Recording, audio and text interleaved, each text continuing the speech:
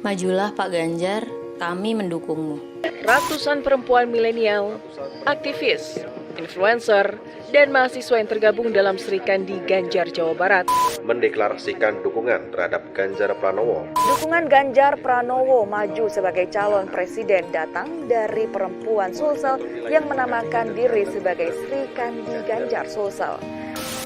Ratusan hingga ribuan perempuan di seluruh Indonesia berbondong-bondong menginginkan Ganjar Pranowo menjadi presiden 2024. Belum selesai dukungan dari para Serikandi, sekumpulan masyarakat desa juga turut meramaikan bursa relawan.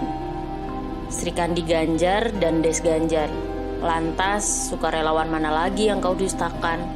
Ganjar Pranowo, sosok yang menghormati perempuan, pro terhadap semua keputusan positif perempuan, sederhana dan bersahabat dengan rakyat secara emosional. Tak kenal maka tak sayang. Tapi Serikandi Ganjar dan Des Ganjar sudah sepakat untuk sayang sama Pak Ganjar. Tak terbayang jika di bursa Capres 2024 nanti tak ada nama Ganjar Pranowo yang terpampang. Masyarakat Indonesia, tunggu apa lagi? Kurang pantaskah Ganjar Pranowo menjadi presiden? Memimpin Indonesia dengan hati sebagai bentuk balas budi kepada masyarakat Indonesia yang percaya Ganjar Pranowo sepenuh hati mengemban tugasnya untuk negeri.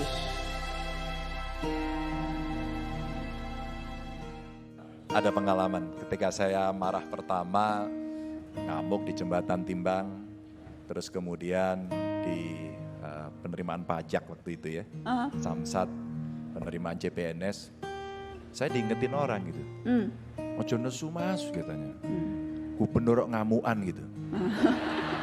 Kita juga ikut slow gitu ya. Jadi teman-teman banyak gubernur yang lain, para pengamat, Romo Kiai gitu ya, mengingatkan saya gitu. Onje, saya bilang begitu. Terus kemudian ya slow. Slow? Iya. Itu dipengaruhi karena masa kecil juga seperti tadi? Seberapa sih mas pengalaman hidup waktu masa kecil itu mempengaruhi gubernur sekarang? Apa ya, mendorong ada fighting spirit. Wes. Ish, pokoknya agak sulit dikit deh. Tapi setidaknya masa kecil, bapak saya polisi rendahan, ibu saya ibu rumah tangga.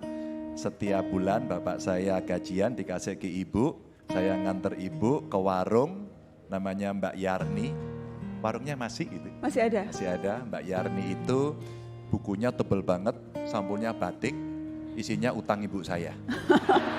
Terus kemudian pada saat kita bayar utang, pada saat itu utang baru untuk berikutnya.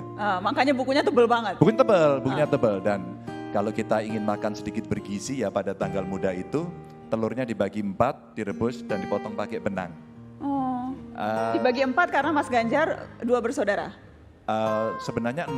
6? Iya, dibagi 4 terus kemudian yang satu dibagi sisa... 4 lagi. Gitu. Jadi telurnya 2, gitu ya? dibagi 8, anaknya 6. Kemudian yang 2 ya buat bapak ibu, kan pas tuh. Kita ada foto waktu Mas Ganjar kecil, kita mau liatin, kita mau tanya nih kira-kira adik-adik bisa nebak gak Mas Ganjar ini yang mana? Kalau dari postur dan wajahnya ya. Nah. Oh iya. Coba ini kira-kira ada yang bisa nebak gak? Dari mukanya ada yang bisa nebak gak? Yang mana? Nomor 2 dari kanan apa dari kiri? Coba. Survei membuktikan, kita lihat yang manakah Mas Ganjar Pranowo, kita lihat yang mana nih. Nanti akan dilingkarin nih. Nah, betul ya? Kok mukamu udah jahil sejak kecil sih mas? Kenapa? Mukanya udah jahil banget itu. Enak aja. Iya kan lihat tuh. Bukan, itu bukan muka jahil. Coba lihat berempat itu, yang semuanya paling banyak kan saya. Apa yang paling diingat masa lalu? Kenakalan apa mas? Coba tolong jujur. Enak aja. Karena informan saya mengatakan Ganjar Pranowo dari kecil itu dulu apa istilahnya beling. Nah. Beling apa beling? Enggak sih sebenarnya, pernah lari-lari sama anak-anak begitu, mandi di kali, terus kemudian sore bapak saya cukup disiplin begitu jadi disetrap. Dihukum? Dihukum. Dihukumnya apa? Dihukumnya dimarahi, suruh bersihin kamar mandi, suruh ngepel, suruh beraso, suruh semir sepatu, pokoknya yang dihukum-hukum begitulah. Gitu. Selebihnya saya orang baik, anak baik. Dengan orang tua nurut. Wajahnya baik kan? Menurut begitu-gitulah. Baik ya. Baik kok kuliahnya 8 tahun. Coba tolong.